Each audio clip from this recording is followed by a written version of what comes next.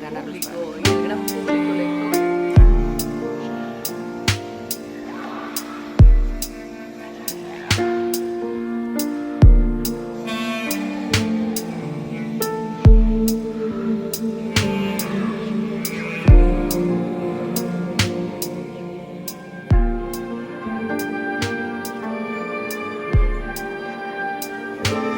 Sino un discurso político que está pensamiento empieza a articularse a través del simbolismo francés.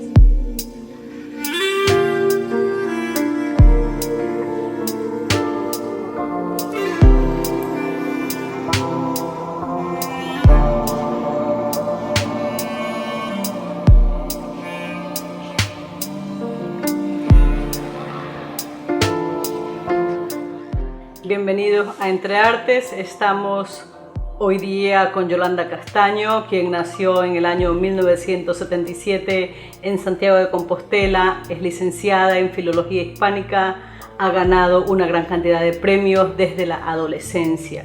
Está escribiendo y publicó su primer libro cuando tiene 17 años. Bienvenida, Yolanda, es para nosotros un enorme placer tenerte aquí en Guayaquil y tenerte en Entre Artes. No, el placer es mío. El placer es mío, Xiomara. Es la primera vez que estoy poniendo mis pies en Ecuador, un sueño que tenía desde hace tiempo, visitar este país, y lo estoy cumpliendo de la mano del festival que nos trae aquí, y un placer estar en tu compañía además. Yolanda, eres una escritora o una mujer multifacética, empezando porque publicas desde muy temprana edad. La verdad que la poesía me enganchó desde que era una niña. Recuerdo escribir versos como quien imita, balbucea sus primeras palabras desde que tengo uso de razón. A los 7 años ya hacía aquellos poemitas en el colegio que poco a poco fui recopilando, y ya pues, a través de una serie de premios menores de poesía pues fui dando a conocer mi trabajo, hasta que a los 17 años llegó la oportunidad de un premio ya pues, a una colección de poemas, ya no a un único poema, sino a un poemario, lo que me trajo pues, esa primera publicación, a partir de la cual todo iría un poquito más rodado. Mi pasión por la poesía es tan grande que supongo que tengo las ganas de contagiársela a otros, por eso pues, es todo alrededor de la poesía, por eso este compromiso tan a muerte, tan irreversible con la palabra poética, intentando también contagiar ese gusto a los demás, y por eso gestionar proyectos con poetas, traducir poesía, hacer poesía para niños, videopoesía y cualquier fusión que haya entre poesía y otros lenguajes creativos. Así es, veo que siempre te estás moviendo en los múltiples terrenos del arte. Has sido también comisaria de arte, trabajas mucho el videoarte o la videopoesía. ¿Cuál es esa relación que piensas que cumple el videoarte con las nuevas generaciones? ¿Cómo piensas que empata con los más jóvenes? Y si de repente no piensas que estás también dejando otro público de lado. Creo que la poesía nació realmente para ser cantada, no nació para este formato que acostumbra a ocupar hoy en día, ¿no? Así que cuando pensamos que este tipo de híbridos son enormemente modernos, no nos estamos dando cuenta de que es todo lo contrario, ¿no? La poesía nació para esa faceta oral que la hace pues, también tan compartible, ¿no? Diríamos, tan trasladable a otros lugares. La poesía, desde luego me encanta escribir poesía, me sigue gustando, interesando mucho el formato libro. Creo que una muy buena manera, por no decir la mejor manera, de captar el poema es en la soledad de tu cuarto, de manera introspectiva, pero al margen de eso podemos jugar y podemos establecer híbridos, haciendo dialogar esa poesía con otros lenguajes creativos, igual que una novela puede dar un filme, por ejemplo, ¿no? Y no hay ningún problema, no hay que juzgar uno como subsidiario de otro, sino que pueden crearse pues eso, nuevos formatos, ¿no? Que participan de la idea de la poesía. Así que también con la idea de no quedarnos en nuestra endogamia, que a veces los poetas, las poetas hablamos un poco para nosotras mismas, para nuestro grupo, nuestro círculo, y salir un poco de ello, salir un poco también de lo solitario, del oficio de la escritora, del escritor, y tender la mano a otros creadores puede ser enormemente enriquecedor. Podemos ampliar las metáforas, las imágenes, los contenidos poéticos del libro a base de tocar pues hoy la música, mañana la plástica y, por qué no, el audiovisual. Ya digo, como algo a mayores. Es un formato híbrido que sí que puede ser interesante, ¿no? Con un poco de pillería para captar nuevos públicos para la palabra poética, ya que, como bien sabes, y sobre todo ya dejas caer entre líneas, que las nuevas generaciones están casi más familiarizadas con el lenguaje audiovisual y a partir de ahí pueden entender mejor, ¿no? Es un código que conocen tan bien, que manejan y dominan tan bien, que les resulta más próximo pues, ese desentrañar ese código, y a partir de ahí podemos ganarlos para la causa. Claro, te lo decía porque tú tienes un gran público, y el gran público lector es el público, o el gran público seguidor de la poesía también es ese público millennials, gente que está muy pendiente de las redes sociales, muy pendiente del video, de las otras posibilidades de la literatura. Entonces me parece que es un aporte muy significativo el tuyo, aparte de todo este otro trabajo que sí me gustaría que nos hablaras de estas residencias de artistas que tiene, el posibilitar que converjan poetas dentro de otros espacios, dentro de otras lenguas, poetas de otras lenguas que puedan ser escuchados. ¿Cómo ha sido para ti y qué resultado, qué satisfacciones te ha traído? Bueno, lo que decías de tener un gran público, bueno, las poetas tampoco que tengamos un público enorme, pero bueno, sí que se trata de intentar ampliarlo lo más posible o por lo menos tratar de seducir, de enganchar a cuantas más nuevas generaciones o nuevos públicos para la causa de la palabra poética.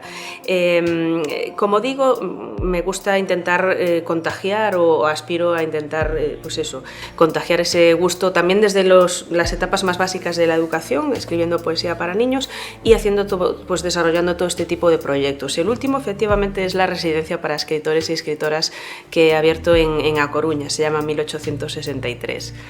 Cuéntanos cómo funciona, a qué invitados has tenido. Me decías que Zurita fue uno de los invitados o el que inauguró el... Exactamente. Yo creo mucho en las residencias porque creo mucho en cualquier impulso a la producción literaria, a ese momento de la creación. Creo que a veces lo que hay es, los premios, ¿no? Que es sobre todo el modelo que conocemos, los premios literarios. Bueno, están muy bien, por supuesto, no dejamos de estar a favor de todos los premios literarios, pero no dejan de ser un poco una palmadita en el hombro una vez que tú has hecho, y siempre después que tú has hecho todo ese esfuerzo que supone el robar horas y tiempo a tu tiempo del ocio, a tu tiempo dedicado a la familia, a tu tiempo de descanso. Muchas veces es difícil, no tengo que explicártelo a ti, Xiomara, compatibilizar pues una faceta profesional, una faceta familiar y la propia creación literaria, ¿no? La conciliación tan temida. Así que a veces creo que un cambio de paradigma debería de pasar porque se nos apoyase más brindándonos un espacio, un tiempo y unas condiciones para que pudiésemos desarrollar nuestra obra de creación. En ese momento crucial del proceso creativo es donde a veces necesitamos ayudas. En el Estado español, en toda España y en Galicia no tenemos ayudas a la creación como existen en otros países, y por lo menos las residencias creo que son pequeños paréntesis, pequeños oasis que nos apartan de nuestros quehaceres diarios, también de nuestras distracciones, y que nos permiten sentirnos escritores 24 horas al día para dar ese impulso definitivo a nuestra novela, para bocetar nuestro poemario o estructurar nuestra obra dramática. Por eso yo creía tanto en el formato de las residencias literarias, por eso pues también pude yo misma gozar de algunas que otras, y no paré hasta que cumplí este sueño de abrir mi propia residencia en A Coruña. Trabajamos con entidades extranjeras destinadas a la promoción de las letras de sus países que apoyan las becas becas en residencia de 1 mes o 2 meses pues de los autores o autoras que resultan ganadores o elegidos. Se inauguró hace todavía poco, todavía no hace ni 1 año, por Raúl Zurita, y desde entonces hemos tenido pues autores de República Dominicana, de Bolivia, de Filipinas, y están en proyecto otros convenios con otras entidades e instituciones. Es decir, que tienes poetas en diferentes lenguas, y hablando de lenguas, Yolanda Castaño se caracteriza no solamente por haber sido traducida su poesía a más de 25 lenguas, pero también porque defiendes tu lengua gallega. Una de las 4 lenguas oficiales del Estado español, como sabes, además del castellano, del catalán y del vasco, y que yo efectivamente defiendo como esa autenticidad y esa honestidad de trabajar con una lengua madre, también con una lengua minorizada, no solo minoritaria, sino una lengua, pues en este caso sin Estado, una lengua, pues digamos, en los márgenes. Pero para mí me resulta casi una doble o triple coherencia hablar en una lengua que no goza de ese estatus de poder, ¿no? O de un Estado que la respalde. Porque creo que la poesía no deja de ser también el lenguaje más contrario al poder, quizás, ¿no? El discurso alternativo al lenguaje del poder, al lenguaje de los medios de comunicación.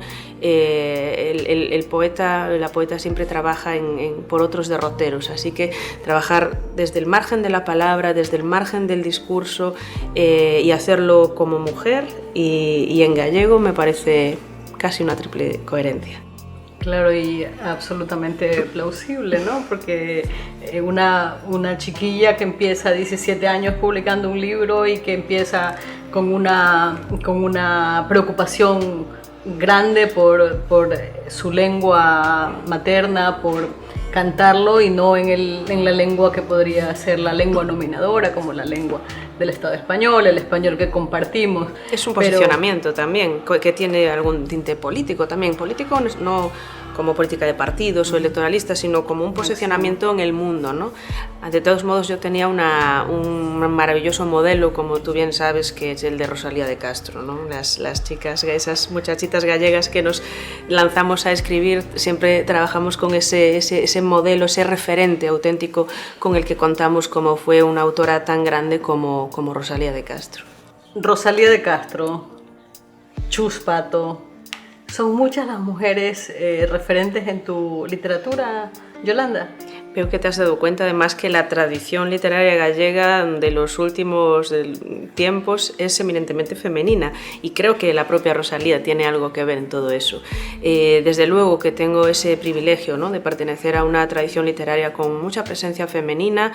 Por supuesto, no quiero decir que todo esté hecho ya, pero debo decir que, por ejemplo, el asalto a la poesía que las autoras españolas con esa afirmación están haciendo hoy en día se produjo en la literatura gallega, en la tradición literaria gallega, con 20 años de adelanto. Y esto ya, pues que es algo que la crítica y la filología está desvelando, pues ya no podemos callarnos por más tiempo, ¿no? Para mí es un absoluto orgullo, pues hacer parte de toda esa generación de mujeres que están haciendo tan buen trabajo. También tienes una acentuada mirada hacia Alejandra Pizarnik. Una de mis autoras favoritas, desde luego. ¿Qué otras autoras podrías mencionarnos dentro de tu literatura con influencias? Pues desde la propia Olga Orozco, Blanca Varela, de este lado del charco, hasta del otro lado, Ada Salas, también compañeras de generación como Miriam Reyes, y concretamente en Galicia, pues grandes nombres que para mí han sido compañeras, pero más que compañeras, como Olga Novo, María Ocebreiro, María Lado o Lucía Lao. Empezaste escribiendo literatura sobre el cuerpo, sobre las exploraciones, sobre lo femenino, pero vemos que en los últimos tiempos tu poesía ha tomado otros derroteros. ¿Qué podrías decirnos de tu literatura actual, tu poesía? ¿Qué busca? ¿Qué has encontrado?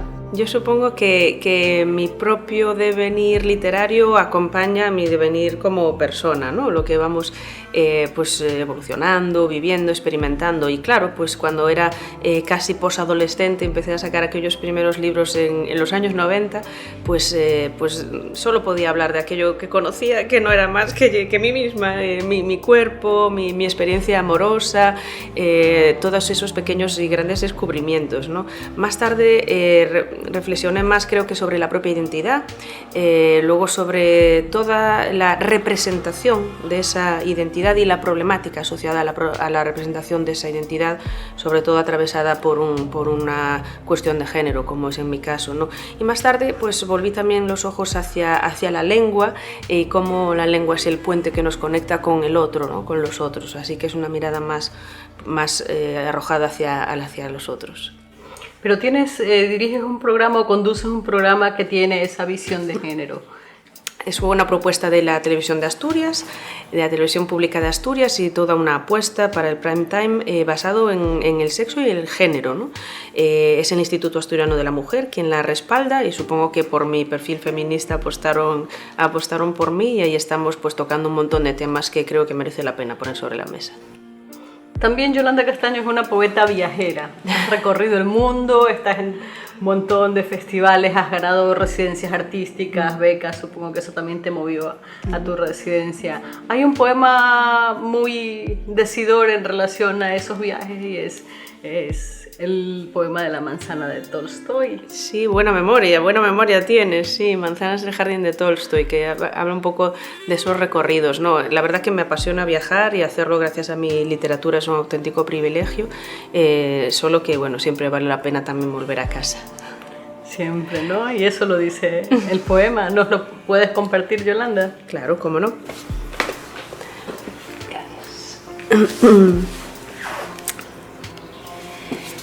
¿Quieres escucharlo en el idioma original o en castellano para la audiencia? En castellano podría ser, sí. Lo vamos a traducir al castellano. Manzanas del jardín de Tolstoy. Yo, que bordeé en automóvil las orillas del Neretva, que apuré en bicicleta las calles húmedas de Copenhague, yo que medí con mis brazos los boquetes de Sarajevo, que atravesé al volante la frontera de Eslovenia y sobrevolé en avioneta la ría de Betanzos. Yo que partí en un ferry que arribase a las costas de Irlanda y a la isla de Ometepe en el lago Cocibolca. Yo que nunca olvidaré aquella tienda en Budapest, ni los campos de algodón en la provincia de Tesalia, ni una noche en un hotel a los 17 años en Niza. Mi memoria va a mojar los pies a la playa de Jurmala en Letonia, y en la Sexta Avenida se siente como en casa. Yo, que pude morir una vez viajando en un taxi en Lima, que atravesé el amarillo de los campos brillantes de Pakruojis y crucé la misma calle que Margaret Mitchell en Atlanta. Mis pasos pisaron las arenas rosadas de La Fonisi, cruzaron una esquina en Brooklyn, el puente Carlos, la Valle. Yo que atravesé desierto para ir hasta Essaouira, que me deslicé en tirolina desde las cumbres del Mombacho, que no olvidaré la noche, que dormí en plena calle en Ámsterdam, ni el monasterio de Ostrog, ni las piedras de Meteora. Yo que pronuncié un nombre en el medio de una plaza en Gante, que surqué una vez el Bósforo vestida de promesas, que nunca volví a ser la misma después de aquella tarde en Auschwitz. Yo, que conduje hacia el este hasta cerca de Podgorica, que recorrí en motonieve el glaciar de Vatnajökull, yo que nunca me sentí tan sola como en la rue de Saint-Denis, que jamás probaré uvas como las uvas de Corinto. Yo, que un día recogí manzanas del jardín de Tolstoy, quiero volver a casa, el escondite que prefiero de A Coruña, justo en ti. Muy bien, qué hermoso poema, Yolanda. Muchas ¿Es gracias. un resumen de Yolanda Castaño ese poema? Bueno, esa es de algunos periplos, ¿no? De esa parte viajera, pero que sí, que utiliza todo eso, ese viaje para inspirarse, para conocer, para estar más cerca del otro, para también pues, aprender a entender, ¿no? Y a convivir con el otro, con los otros, pero que también desea y ama volver a casa. Amas volver a La Coruña, pero si te digo una ciudad, ¿con qué ciudad te quedarías? Bueno, son tantas, claro. Hay ciudades maravillosas de las que me he prendado, desde Estocolmo hasta La Habana. Son muchas, son 60 y tantos países los que llevo ya conocido, sobre todo de manos de mi poesía, y siempre es una maravilla volver a ellos. Esas son las satisfacciones de la poesía, ¿no? Dicen que recordar es traer al corazón, y en tu poesía siempre vemos esas evocaciones de situaciones, pequeñas historias, pero también recorridos por distintas ciudades, así que siempre se disfruta, también se viaja con tu poesía. Creo que soy un poco olvidadiza y entonces supongo que escribir también es una manera de fijar esos recuerdos, ¿no? Para que permanezcan en la memoria y no se los lleve el viento. ¿Qué hace Yolanda Castaño después de más de 25 años en la literatura, ahora donde lo has experimentado todo dentro, o todo lo que se pueda pensar dentro de los artefactos que pueden acompañar a lo poético? ¿Cuáles son tus nuevos proyectos? Que nos queden siempre terrenos por explorar, ¿no? Porque sí que me ha parecido interesante, pues eso, fusionar la poesía con música. Tengo algunos discos, ¿no? Mezclando poesía y música, poesía y plástica. Bueno, en fin. Poesía con audiovisual, poesía con performance, poesía hasta con cocina y últimamente con cómic. He publicado el año pasado el primer libro de la tradición literaria gallega que aborda este diálogo entre cómic y poesía. Cómic poético se llama el subgénero, pero espero que nos sigan muchos terrenos por explorar, ¿no? Porque has explorado también la literatura infantil, tienes 5 libros, me parece. Acabo de publicar el 6º, justo casi antes de llegar. Me parece muy relación de la poesía. ¿Por qué la poesía infantil? Porque yo misma me enganché a la poesía a través de lecturas para mi edad, ¿no? Dedicadas a una niña de 6-7 años que empezaba a engancharse a esa manera de no llegar hasta el borde del papel, de la página. Creo que es muy importante educar ese gusto poético desde las etapas más tempranas de la educación, y ese reto estaba contraído ya desde aquellos tiempos, que yo también debería intentar contagiar ese gusto entre las más pequeñas y más pequeños, así que ya 6 libritos. Siempre rimados, siempre poesía rimada. Como recurso mnemotécnico creo también. Sí, estoy totalmente relacionados con lo musical, con el sentido del humor, también con la alegría, ¿no? Para que les enganche y que no se aburran con la poesía. Bueno, ¿nos puedes compartir otros poemas, Yolanda? Claro. Leo en el idioma original en el que fue escrito el poema Reciclaxe. E o azougue gastado no espello do toucador. Dende a man que procura o pálpito, aproveito folios xa usados. A tinta negra da outra cara advírtese por trás e penso que tamén se escribe así, anotando palabras novas mentres outras, anteriores, se transparentan.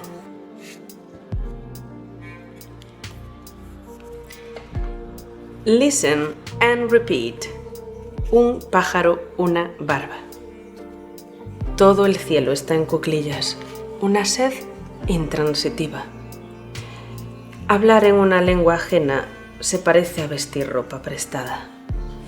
Helga confunde los significados de país y paisaje. ¿Qué clase de persona serías en otro idioma? Tú me haces notar que a veces este instrumento mío de cuerda vocal desafina. En el patio de luces del lenguaje se me engancha la prosodia en el vestido. Te contaré algo sobre mis problemas con la lengua. Hay cosas que no puedo pronunciar, como cuando te veo sentado y solo veo una silla, ceci n'est pas une chaise. Una cámara oscura proyecta en el hemisferio. Pronunciar si el poema es un exorcismo, un cambio de agregación, algún humor solidifica para abandonarnos. Así es la fonación, la entalpía. Pero tienes toda la razón. Mi vocalismo deja mucho que desear.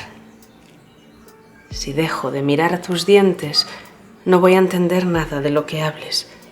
El cielo se hace pequeño. Elga sonríe en cursiva. Y yo aprendo a diferenciar entre una barba y un pájaro, más allá de que levante el vuelo, si trato de cogerla entre las manos.